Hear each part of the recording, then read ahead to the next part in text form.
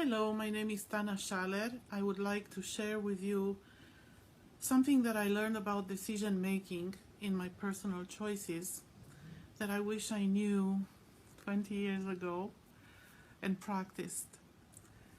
First of all, when you make a choice that is important and life-changing, like choosing a life mate or a job or a career or any investment, any serious investment of your time, money, energy, and so forth, you want to have the full agreement of your head, your heart, and your gut. So the head is an informed decision when you take into consideration all the information, everything that you know about your options and the choices that you're going to make. This is your rational mind working for you. The heart is what you like. Do you choose what you like? Or whose liking is that? Do you make a choice to please yourself, or do you make a choice to please another? Pay attention to this. The heart is very important. And then the gut is, if I knew what I know now about the gut feelings, I could have saved myself from a great deal of pain, and so can you. So the gut feelings are the instincts. This is the pre-rational way of gathering information. When you know something at the level of your body felt sensations, even before you have a rational understanding of why do you feel that way.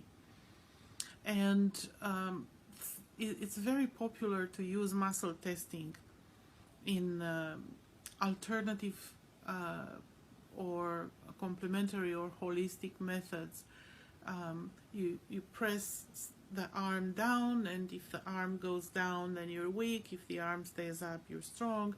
There's a way of self-testing. This is good, it's a visual, but there's something much more basic than that.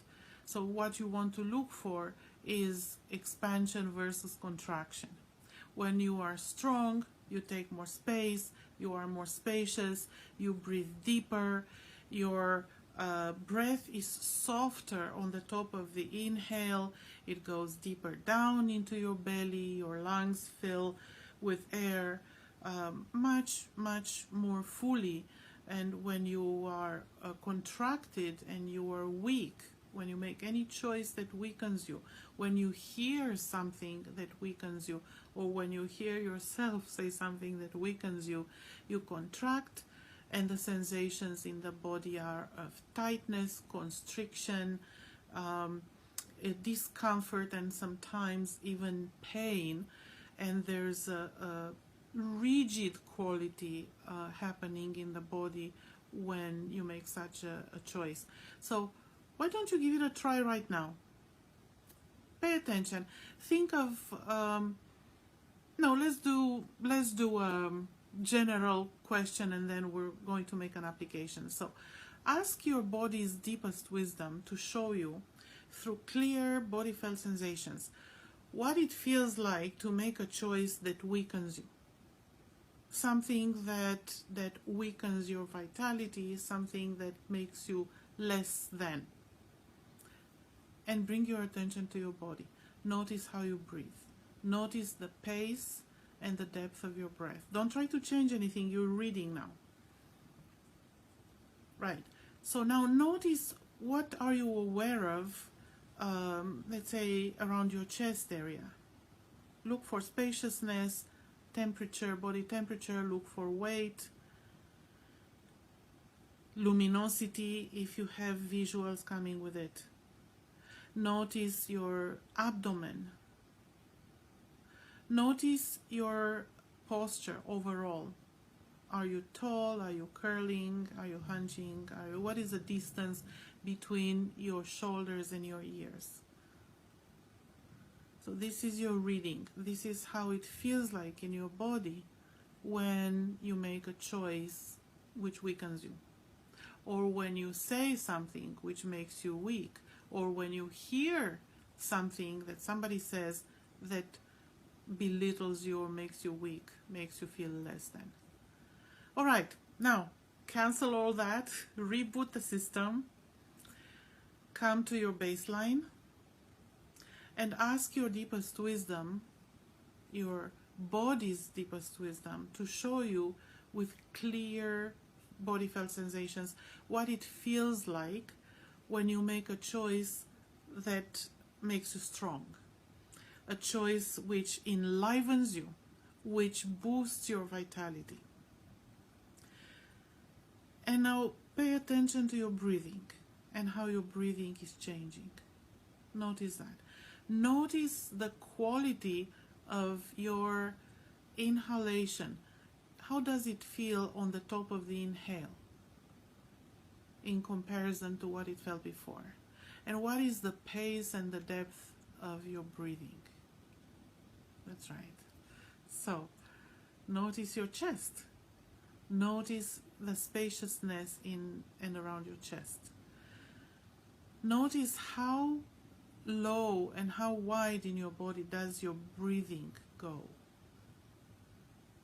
What are the parts of your body that move with your breath, and how far can you feel your breath? And notice the distance between your ears and your shoulders. Did that change? Notice any changes in your posture, how you're sitting or how you're standing. All right, so you got a reading. Let's test it with something from your life.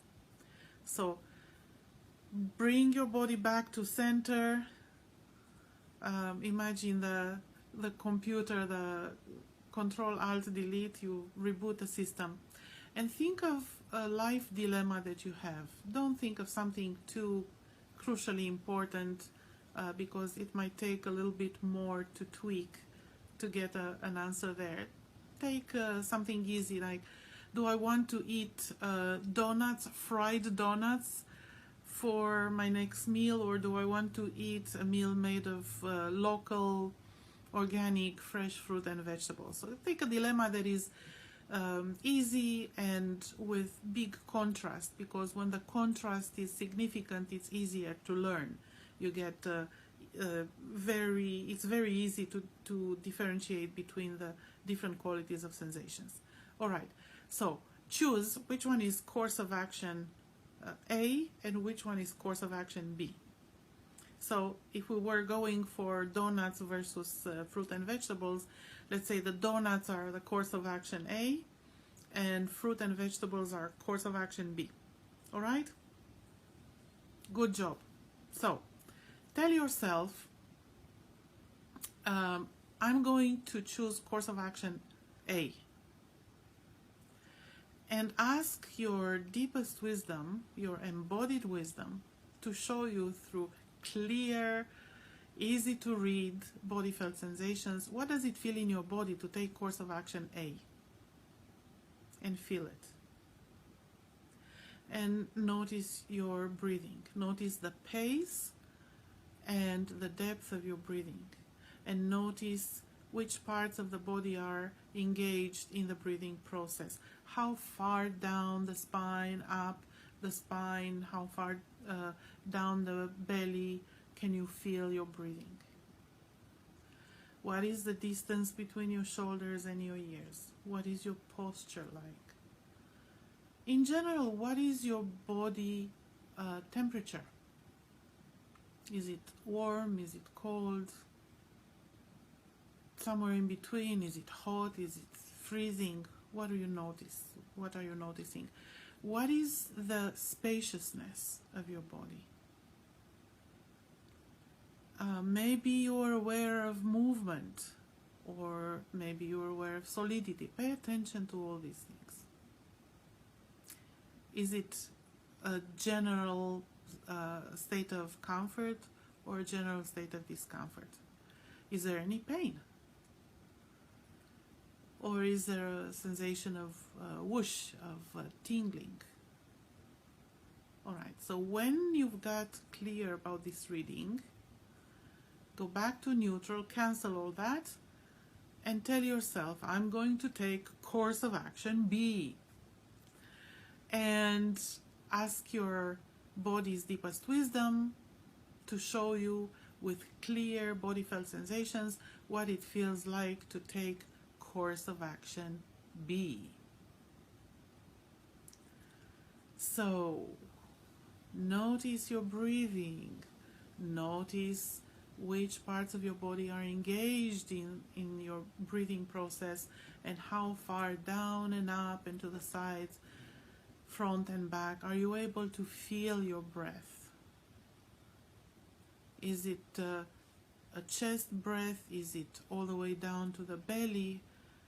Is your breath soft on the top of the inhale, or is it solid as if you're hitting a wall? What is the quality of your breath as you're taking course of action B? And do you feel taller or hunched? What is your posture like? What is the distance between your shoulders and your ears? What else are you noticing?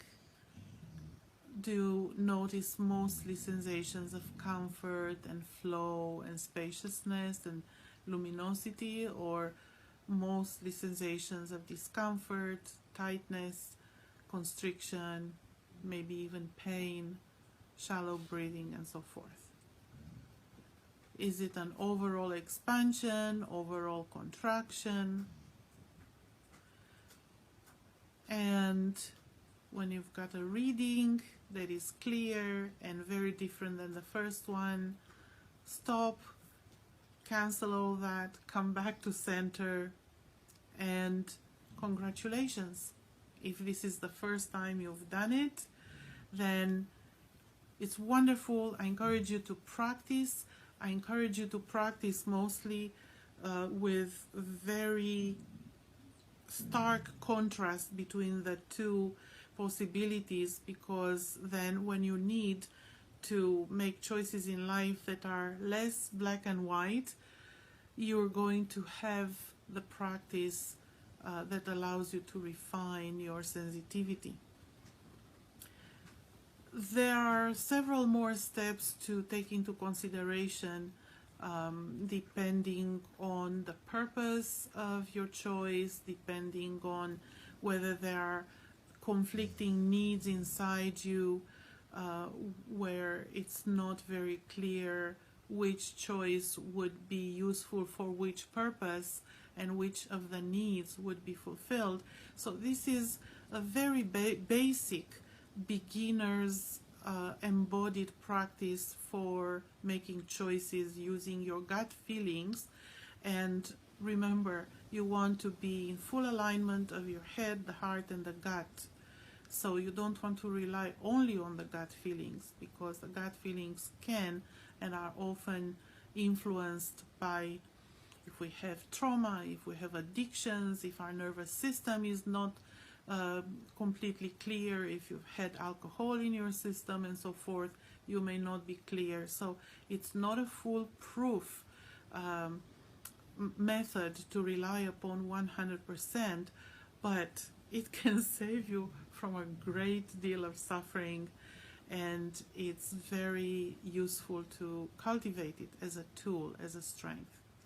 All right, so have fun, practice, and until next time. Mwah.